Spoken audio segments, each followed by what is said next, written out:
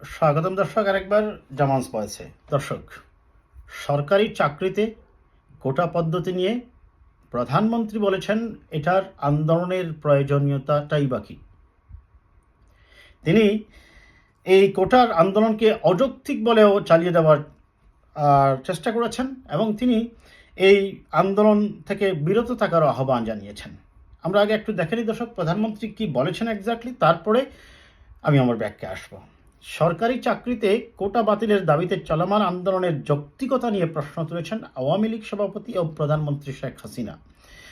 রোববার গণভবনে আওয়ামী লীগের সহযোগী সংগঠন যুব মহিলা লীগের নেতাকর্মীদের শুভেচ্ছা বিনিময় করে তিনি এই মন্তব্য করেন।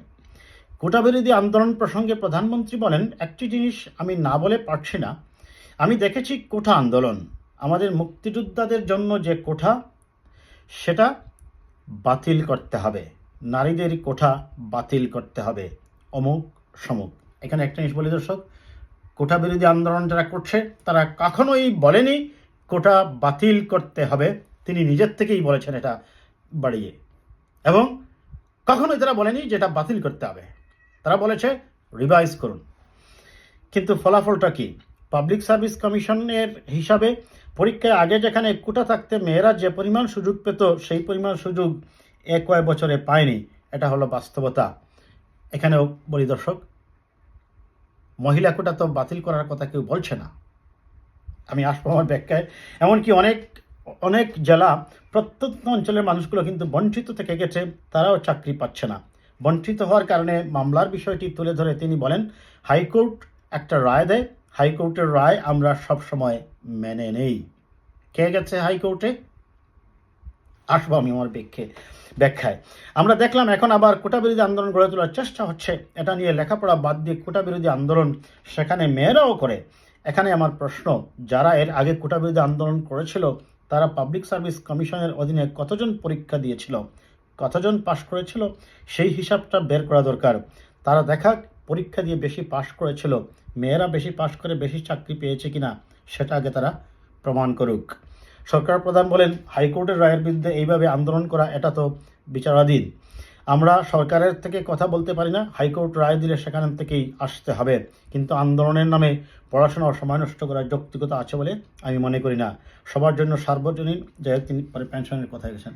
এখন তিনি বলছেন যে মেয়েদের কোঠার কথা, দেখুন মেয়েদের কোঠা তোলার কথা কেউ কিন্তু বলেনি। শুধু এখানে মেয়েদের কোঠাই নয় দর্শক, মহিলা কোটা প্লাস জেলাওয়ারি কোটা সেটা রাখতে হবে আপনার সেই পাহাড়ি অঞ্চলের মানুষের জন্য একটা কোটা। এখন পাহাড়ি অঞ্চলে মনে করেন চট্টগ্রাম, পার্বত্য চট্টগ্রাম বা খাগড়াছড়ি, এইরকম রাঙ্গামাটি, এইরকম কিছু জেলার মানুষের জন্য, এবং সেখানে যদি মনে করেন আপনি সেই পাহাড়ি অঞ্চলের জন্য আপনি 10% রেখে দিলেন, আপনি তো সেই পরিমাণ প্রার্থীই পাবেন না, আপনি যৌক্তিক পর্যায়ে নিয়ে আসেন। তারপরে তিনি বলছেন যে এটা তো আদালতের ব্যাপার, দেখুন তারা এই অপরাধটা করছেন আলটিমেটলি তাদের হীন অসৎ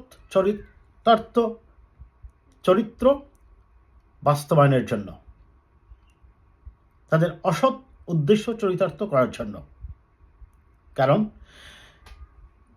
আন্দোলনরত বৈষম্য বিরোধী ছাত্রজোট কখনোই বলছে না যে আপনি কোটাটা বাতিল করে দেন, বলা হচ্ছে বিশেষ করে মুক্তিযোদ্ধা কোটা 30% রাখা হয়েছে, এবং ওই জায়গায় সবার আপত্তিটা, কারণ কোটাই চলে যাচ্ছে 56%, তাহলে থাকলো মাত্র 44%। আমি গতকালকে একটা ভিডিও করেছিলাম দর্শক, আমি ইন ডিটেলস সেখানে ব্যাখ্যা করেছি আমার ওই ভিডিওটাতে। কোটা অবশ্যই সেটা সংবিধান বিরোধী, কিন্তু সেটা পজিটিভ ডিসক্রিমিনেশন হিসাবে ধরে নিয়ে আমাদের রাখতেই হবে, বিকজ আমরা এখনও সুষম উন্নয়ন, সুষম বন্টন করতে পারিনি দেশের 64টি জেলার প্রত্যেক জায়গায়।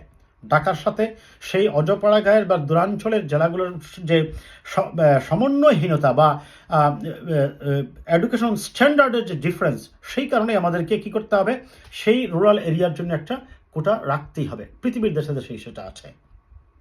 এখন প্রধানমন্ত্রী বলছেন কি যে মহিলা কোটার কথা, তারপর বলছেন জেলাওয়ারি কোটার কথা। এখন এই কোটা তো তোলার কথা কেউ বলছে না। তারপর আপনার ডিসাবিলিটির ব্যাপার আছে, যারা শারীরিকভাবে অক্ষম তাদের জন্য সমাজের পিছিয়ে পড়া অংশ হিসাবে তাদেরকেও কোটায় রাখতে হবে। বিশেষ করে মুক্তিযোদ্ধা কোটার নাম করে যদি 30% হয়ে যায় তাহলে কি হবে? সেখানে মুক্তিযোদ্ধা আছেই বা কয়জন সারা দেশে? 2 লক্ষ হবে বড় জোর। আর সেই মুক্তিযোদ্ধার সন্তানের সন্তান এখন নাতি চলে আসে, 3rd জেনারেশন। কেন যুগের পর যুগ আমরা তাদের সেই অবদানের জন্য, তার ছেলে পর্যন্ত ঠিক ছিল, ওকে, কিন্তু তার নাতি তার পন্থী এইভাবে চলতেই থাকবে বংশ পরম্পরায়? No, it's completely unacceptable. এবং সরকার এই কাজটা করতেছে এই কারণেই যে ভুয়া মুক্তিযোদ্ধা বানিয়ে যে প্রার্থীকে তাদের দলীয় অনুগত যারা বা দলের প্রতি আস্থাশীল এরকম অবৈধ ও অযোগ্য, অদক্ষ, কম মেধাসম্পন্ন ব্যক্তিকে তারা কী করবে? সেখানে প্রশাসনে নিয়োগ দেবে। আর সেই কারণেই তারা একটা অপরাধের দেয়াল তৈরি করতে যাচ্ছে। সেই দেয়ালটা কি? যে যদি কনস্টিটিউশনে থাকে, আইনে থাকে যে মুক্তিযোদ্ধা 30% থাকতে হবে, তাহলে কি হবে? তারা সেই মুক্তিযোদ্ধা একজন বুয়া বানিয়ে দেবে। আর সেই বুয়া মুক্তিযোদ্ধার সন্তানকে অনেক নিচের থেকে এনেও, মেরিটের অনেক নিচের স্থান থেকে এনেও আবার সেখানে নিয়োগ দিয়ে দেবে। তার মানে সরকার এবং প্রধানমন্ত্রী চাচ্ছেন সাংবিধানিকভাবেই অপরাধের ডিফেন্স করতে। তিনি একজন অপরাধের ডিফেন্ডার।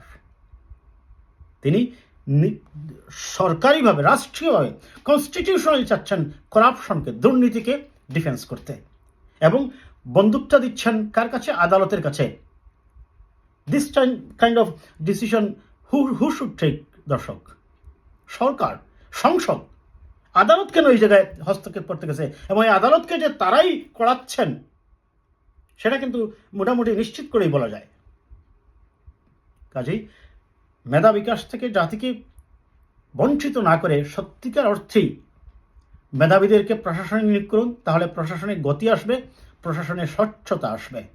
আর যদি এইভাবে করা হয়, প্রশাসনিক ডিমোরালাইজেশন, ডিভালুয়েশন, করাপশন এবং প্রশাসনিক দলীয় অন্ধত্ব দিনে দিনে বৃদ্ধি পাবে এবং ভবিষ্যৎ প্রজন্ম সত্যিকার অর্থেই মেধাশূন্য হয়ে পড়বে।